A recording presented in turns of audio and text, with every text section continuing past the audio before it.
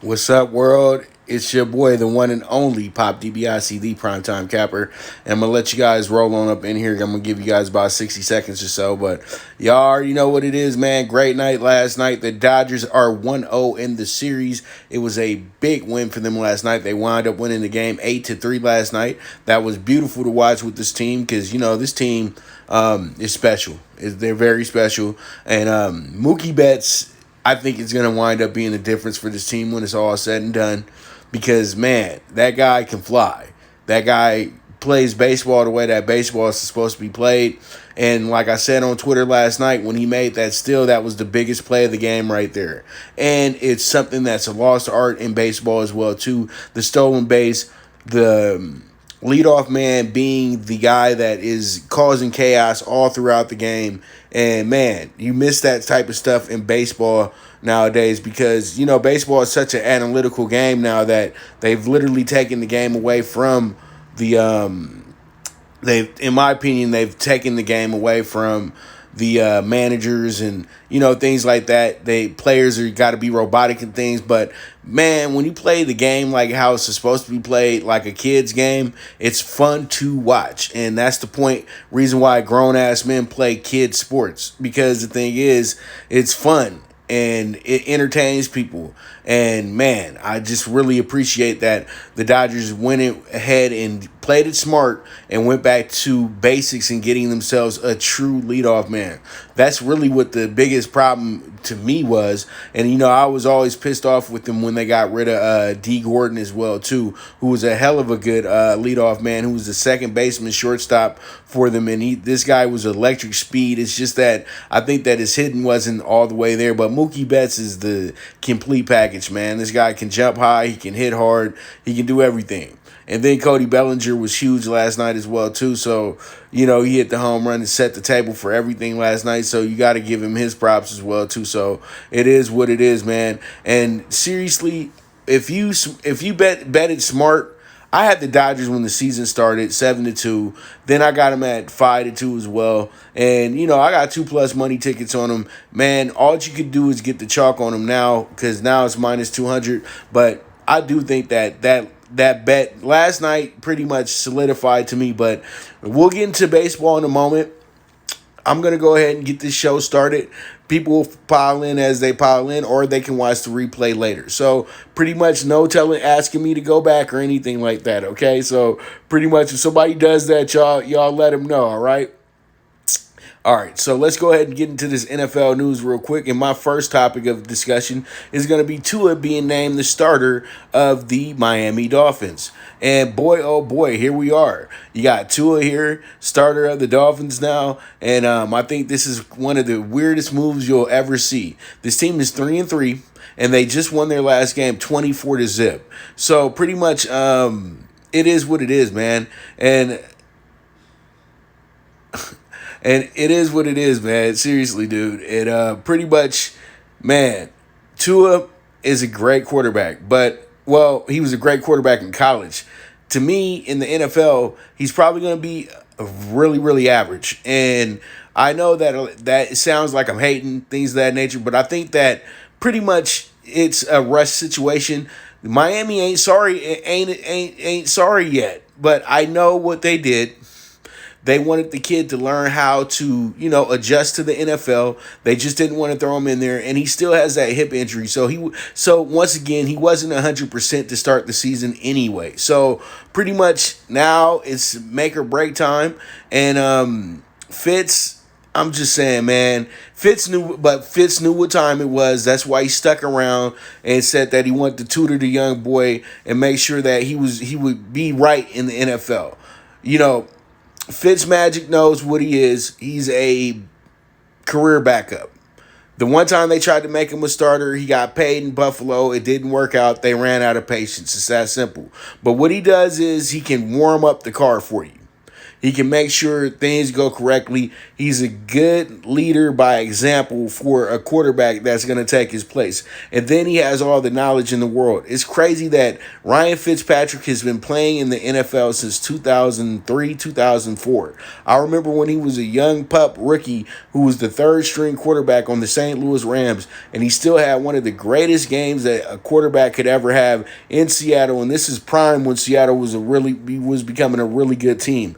But man, Fitzpatrick put on a show that day, and everybody in the NFL has been impressed ever since, man. So that's one thing that I tip my cap to Fitzgerald as well, that he's been able to stick around in this league. But I know a lot of people are excited about Tua, and you know what? Why don't we just go ahead and see what the movie's all about? But I would say this to all Dolphins fans: don't expect to be in the Super Bowl anytime soon. You still got to build a team around this guy, and I think that can possibly be done. But the Dolphins fans have to have patience. As you can see now, Ryan Tannehill sitting in Tennessee right now, undefeated, and he was doing good. He was doing special things for the Dolphins, like helping them get to the playoffs and things like that, and they got rid of him. So pretty much, Dolphin fans, Dolphin backers, all you people, have some patience with the quarterback.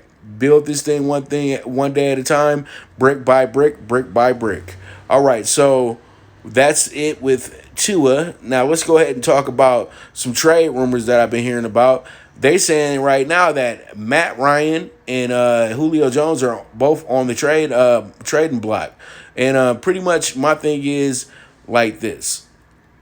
This would be stupid right now because they just got a good win, 40-23 against Minnesota, and this could be the spark that changes the team throughout the season. People have to understand this team did finish very well last season. They finished up 6-2 on the second half of the season, and I just think that this team just needed some more time in a sense, and they had to get a new voice in the locker room. But I don't think it's smart to blow up the team right now. But I know you got the trade deadline, and I know that you can move these players for assets.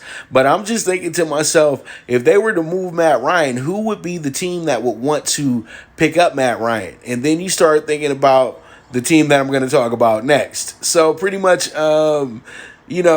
I think Matt Ryan is probably good to be good for staying there for the rest of the season. But I think Julio Jones could be the one that they could be moving because the guy stays hurt. And pretty much he's very expensive as well, too. And he's still elite receiver, top receiver, but you could accumulate some good assets for him right now as well, too. And you know that there's teams out there that would love to have Julio Jones on their squad right now. So pretty much I know that Julio Jones is the one that more likely will get traded, but I would say this: it's dumb to try to trade both of them. You just got rid of the GM. You evaluate where the season's going to go. Don't just throw away the season yet. Y'all have to understand we're walking into week 7. It's a 16-week season.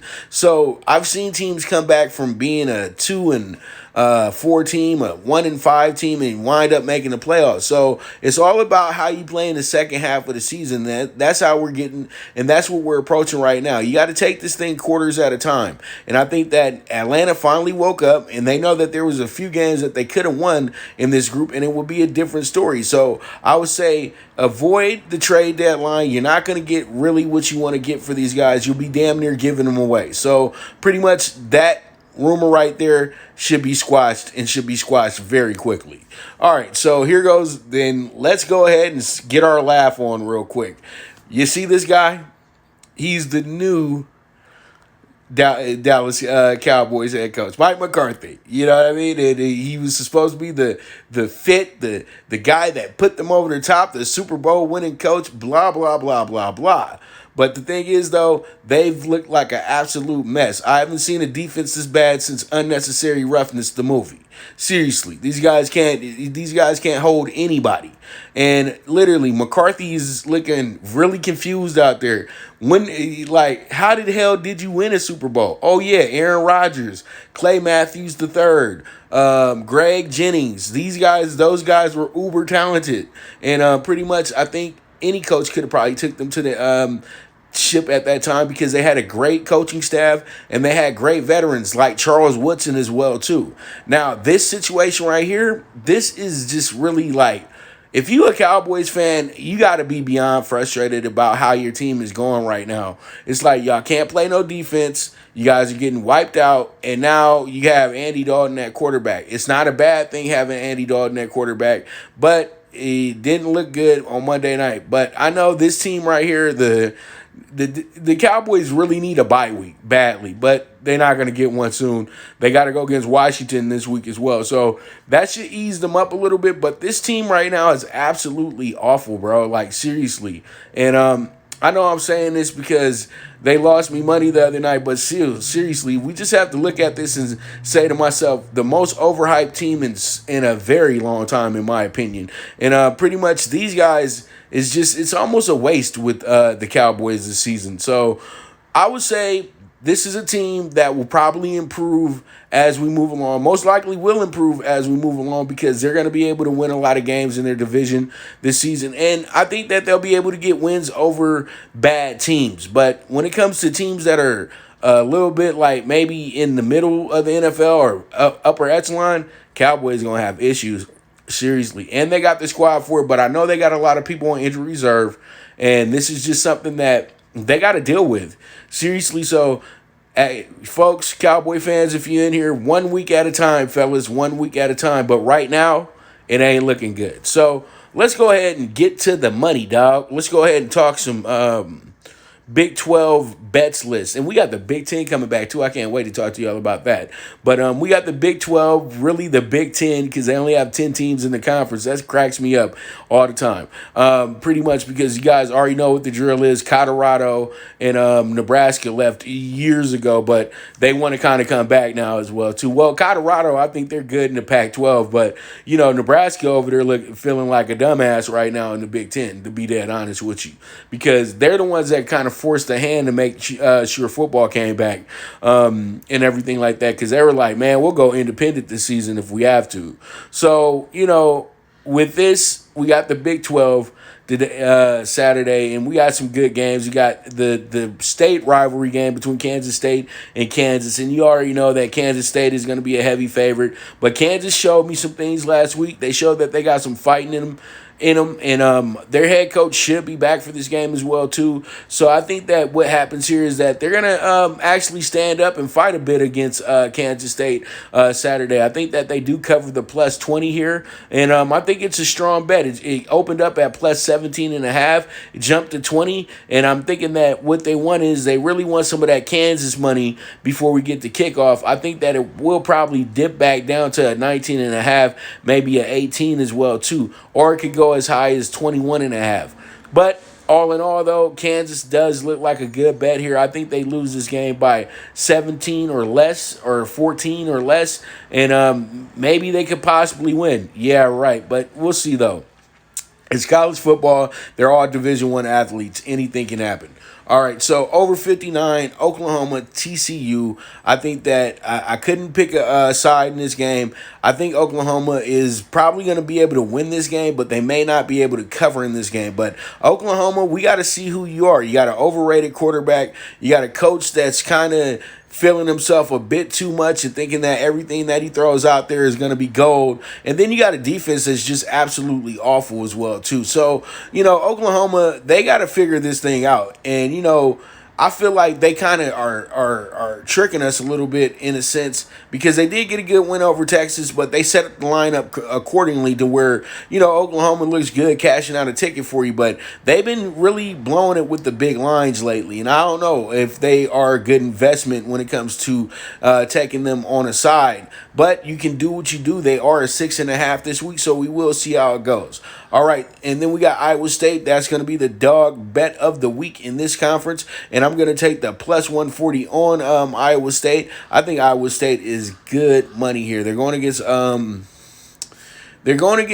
team that they've had some good games against in the last few years and everything like that. So pretty much this one is going to be a good one in my court. I feel like Iowa State comes up big in the end and gets themselves a good win here. So I'm taking them with the plus 140.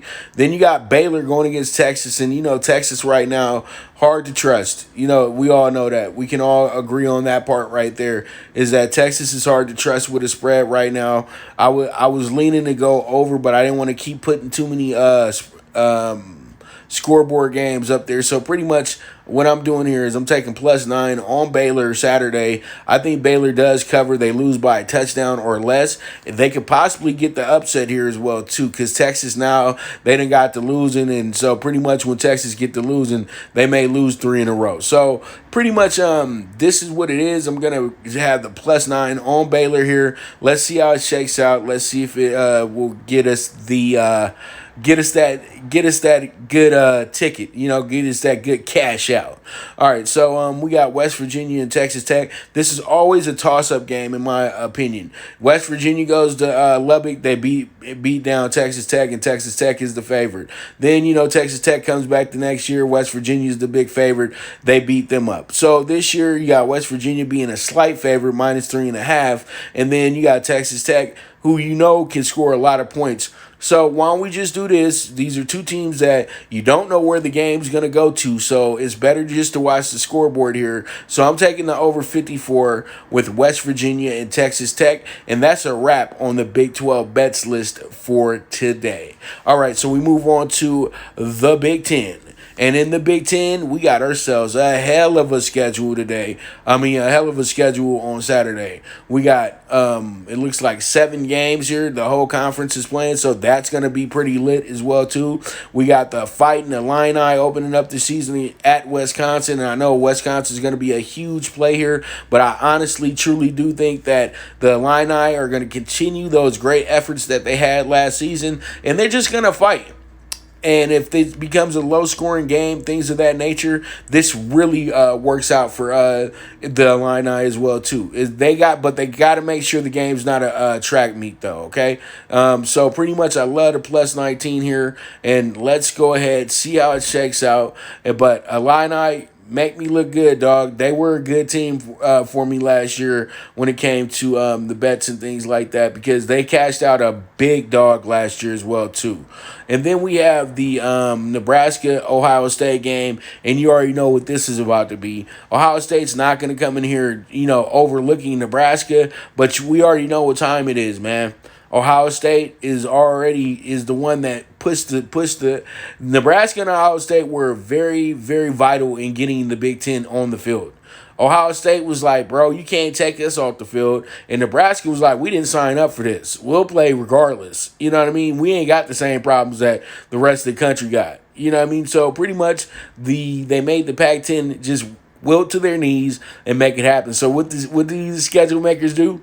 They put these two against each other first. And I think they did this to kind of teach Nebraska a lesson a little bit, but this should motivate Nebraska as well too, because they do have Scott Frost, and he's supposed to be the next Tom Osborne, blah, blah, blah, blah, blah. But we're going to see how it goes, though, because it hasn't been impressive these first few seasons with Frost as the coach. But we know that he's doing a certain job at Nebraska that's going to probably take 3 to 4 years to accomplish. So he's already in, year 3 now? So pretty much he got about 18 months to make this thing work.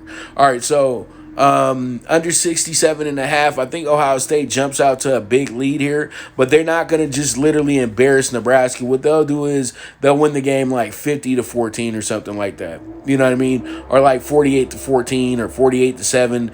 Ohio State's going to just take their time, eat up the clock, go from there. Or they might just have some really quick drives and keep scoring touchdowns, and then second string just kind of goes with the flow in the second half. But we'll see how it goes. But I would say this: don't sleep on a +26 on another team. They're doing this on purpose because they know that everybody's betting Ohio State. You can put Ohio State at anything right now, and everybody feels Ohio State's going to win this game by 4 touchdowns.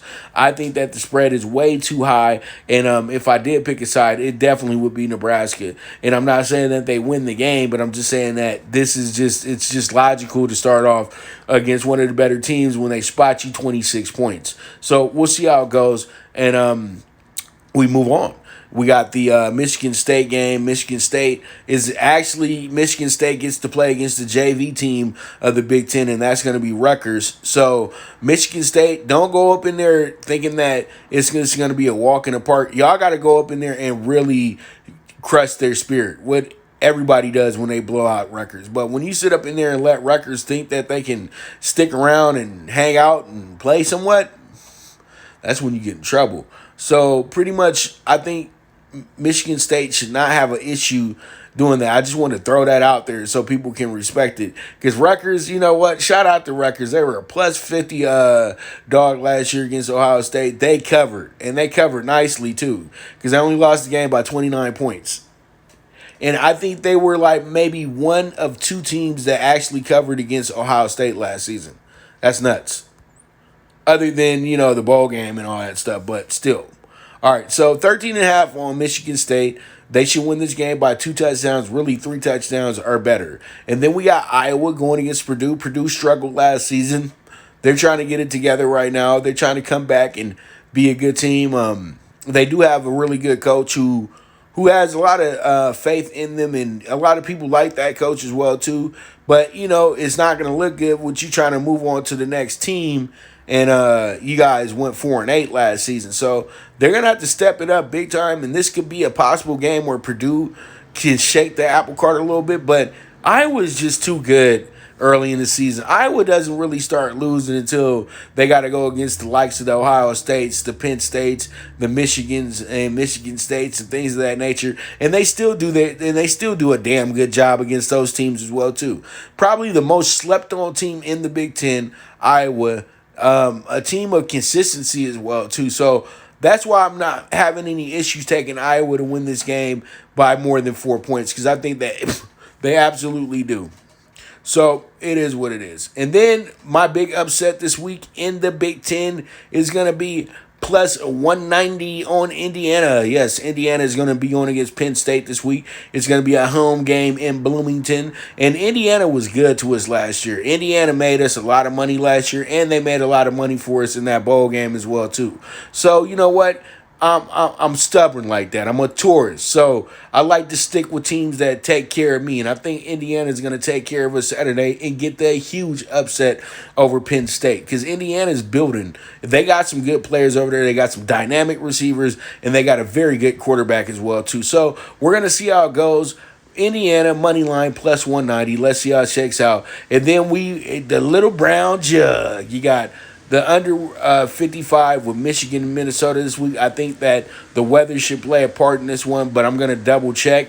And I think what happens here is that these teams go at it. They're going to play in a somewhat of a chess match. DJ Fleck, former Ohio State assistant, going against Harbaugh. So, he wants to win double time in this game as well, too. So, literally, I really do think that this could be one of the games of the week in the whole college football, and that's why it's tough to pick a side. That's why I'm going to go ahead and take the under 55, Michigan, Minnesota. Let's see how it shakes out. And then we got a game that's actually a toss-up in my opinion. Maryland, yeah, you don't look good on paper, but somehow, some way, you always figure out a way to show up early in the season. So they're going against Northwestern. Northwestern to me is not good enough to yield a 11.5 unless they come up, play really well. Good for them. Pretty much goes back to our mentality of, if you're going to snatch this role, you're going to have to take this role from me. And so I trust Maryland much more than I trust Northwestern here in this spot. I think Maryland is in for kind of shocking the system a little bit. I think they lose this game by a touchdown or less, or they possibly win. So you might want to go ahead and mark this down as a possible big dog bet as well, too. So we'll see how it goes. We'll see how it shakes out. And that is the Big Ten bets list. All right, we move on, and let's go ahead. Now it's time to talk about the World Series. And the World Series, man, it was hell. Man, the World Series, shout out. That was an awesome game last night. As I talked about early in the show, Mookie Betts is a special player. He's worth every penny right now that the Dodgers have paid for him as well, too. A lot of people thought they overpaid for him, but when you're a 5-2 player like Mookie Betts, you don't deny him the 350 million because he's playing better than 90% of their league right now, man. And he plays with an old school mentality. It's not hard to not like Mookie Betts. Seriously, even when he was on the Red Sox, I was fond of him. So pretty much Kershaw had to go ahead and shut up everybody last night. Everybody always blaming him for the playoff losses. You see what happens when they get the man some damn runs? He goes out there and pitches a damn gem. Don't ever question Clayton Kershaw's legacy, dog. Ever. I say this because I watched his first game ever. Like, I watched it. It was live. It wasn't a tape. It wasn't anything. I was sitting there anticipating every pitch and thinking that, okay, this is another Dodger hopeful Hall of Famer later on down the road. But at that point in time, the Dodgers couldn't miss when it came to bringing up prospects at that moment. And so, Kershaw was a part of one of my favorite groups of Dodgers as well, too. Matt Kemp, Andre Ethier, Russell Martin, James Loney, Andy LaRoche before he was traded to the Pirates. They had a guy by the name of Juan Guzman. The Dodgers were stacked. Willie Ibar, who wound up playing in the World Series with the Rays. So, it was crazy to me that this team, was that good, and they had all these young players in place. And I remember they had Chad Billingsley up, and he was the superstar pitcher that the Dodgers was bringing up. But then they drafted this kid from Texas named Clayton Kershaw. And Clay worked his way up through the system fairly quickly, and he came into the game about the same time as Tim Lincecum. So the craziest part about that is that Tim Lincecum is literally out the league now. And then you got my man Clayton Kershaw still going. He ain't had no shoulder issues. His problem is the back. So pretty much you guys have to respect where this man is, how far this guy has came, and that he didn't burn out like the rest of these guys that his contemporaries that he came into the league with. Seriously, this is something. Clay probably got 5 more years in him. So pretty much that was an awesome effort last night. The Dodgers did their job. They got him 8 runs before he got up out of there. All good. No biggie. Floro ran into a little bit of issues, but the Rays had to show that they're an offensive team. But to the folks that keep saying that the Rays are not in the same class as the Dodgers, they got to stop the cap, because this is baseball. One night you can look really good, and the next night you can look really bad. So, I truly do feel like the Dodgers are the better team, but the Rays aren't that far behind. They got just as good as pitching as the Dodgers. It just fell apart last night. They had too much pressure on them. The Dodgers, when you compare everything after 5, the Dodgers had only given up 1 or 2 hits, and they had 6, 7 hits already, and were scoring runs. So it is what it is at the end of the day. So with this, I really truly feel tonight you be patient with tonight, because this one is the one where you say, damn, who's gonna win the game tonight? But I'm going to tell you guys right now, I already saw it earlier that everybody's ready to pound out the Rays and all that good stuff, and it sounds like mush to me. But you can do what you do. I'm not saying that the Rays aren't a bad play tonight, because you are getting plus money on them tonight. But I would say this, play the insurance game a little bit with them tonight. But for our bets that I have for you guys tonight, we're not totally invested in the whole game tonight. We on the first 5 this thing tonight with the plays that I got for you guys. So check it on out. And Rays, Dodgers, under 4.5, first 5 innings. The Rays, I feel like the game could be tied, or the Rays could be up one run. And I'm taking the plus in the plus hook. And then I'm going to go ahead and take the Rays over 1.5 team total. I think the Rays should have about 2 runs by the time we get to the end of the 5th inning as well, too. And then, yes, score first inning. I'm betting on the Rays to hit an early home run, or maybe an early 2-run home run, and then we don't get any runs scored until after the 5th inning. How about that? But I like the way that this looks tonight. I'm not saying the Dodgers lose the game tonight. I'm just saying that I feel like the Rays will be better in the first half of the game tonight. But I expect another epic game, and this game is going to be much, much closer than last night's game. to be that honest with you. Okay, so there it is. Those are my World Series bets for game 2 today. And once again, we are in a first 5 situation in the first inning. So, we don't have to sit here and wait. We're going to be just like our boy New Jack, the wrestler, be like, I like to get my money quick. Get in, get out. You already know what it is. So there it is, World Series game 2. And man, let's go over here and skip on down the road to Kentucky because we got ourselves some good races over here at Keeneland today. And I know that a lot of you guys are going to be leaving in a moment. So I thank you guys very much for tuning in and everything like that. So you guys make sure to retweet all that good stuff if you're watching this on Twitter as well too. So then, we can just keep this thing moving accordingly, okay? So pretty much I thank you guys for tuning in right now. But we are about to get into some horse racing. So Keeneland, primetime bets, late pick 4 today. I really do like this group, right? I like this whole group right here. I'm going to actually be releasing the Keeneland card race by race for you guys today as well, too. First race goes off at 10:05 Eastern. I'm at 10:05 my time. So pretty much you guys just be on the lookout for that. Be ready for that in a moment. But race 6, we're going to do the last 3 races of the day because that's where all the big money races are going to be at today. We got a $73,000 allowance race going on in race 6 today. I'm going to go with the horse by the name of Carpe. It's not Carpa, it's Carpe, damn spell check, Venom. So this is the son of Carpe Diem, who was a hell of a good horse, was in that class of American Pharoah and all those horses, and was actually supposed to be the second best horse behind American Pharoah, but you know how things go. But Carpe Venom is going to be our horse for this race right here. We're going to take the 7-2-6-8. You guys can box it up. 2-6-7-8, and you guys can key it 7-2-6-8.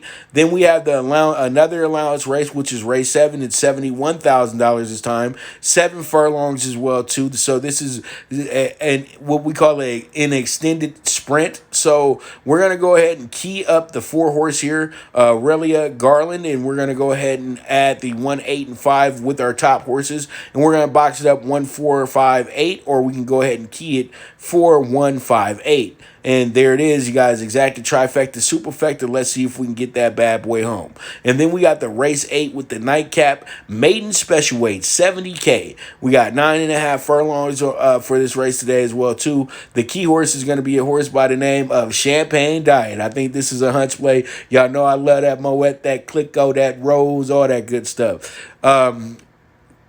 So we're going to go ahead and put this horse with the 7, 4, 10, 5 in our super high 5, and you guys can box it 4, 5, 7, 9, 10, okay? And that's going to be the bets for Keeneland. And in our late pick 4, we're going to go all in race 5, and in leg 2, which is race 6, we're going to single out the 7. You guys see Carpe Venom there. Carpe Venom is seen as my best value horse today, so that's why the horse is a single. Get us home, dog. That's all I can ask for. And then in leg 3, we got the 1, 4, 8, and then in leg 4, we got 7, 9, 10. This is going to be a $31.50 investment. Let's see how it goes. I think that we're in some good company today. So you guys be on the lookout. I will be dropping the Keeneland card all day, all throughout the morning until the end of the card today, because I've already got the card taken care of, situated, all that good stuff. If you're interested, though, in getting the card, DM me, all that good stuff. I got it for a good price for you today, okay? So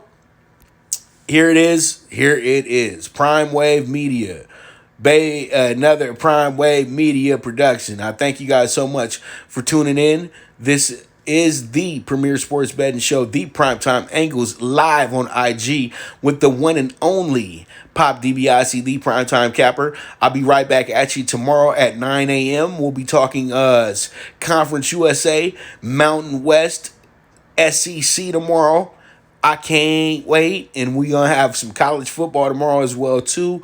And also, we'll be talking a little bit about some futures and things like that in the NFL as well, too, that I've been seeing. So, you guys make sure to tune in to, once again, the premier sports betting show. And if you guys are interested in being an exclusive clients, you guys can hit me up on PTSI on IG, or you guys can hit me on the Twitter at PopDiBiase. We can get you moving forward. And guys, just understand, PrimeWaveMedia.com is going to be launching very, very soon. So when we do subscriptions and things like that. It will be on that page. So you won't hear me constantly always saying hit me up on the DM and things like that. You guys will have a page to go to see the exact prices and then move forward from there. But my VIP people that have been with me for years, they already know how we get down. Just come, you guys can come to me directly, but we'll figure something out because I want to keep everything within the site as well too. So I thank you guys so much. I get done yapping and everything like that. I got to get this video up and get the day going as well too. So you guys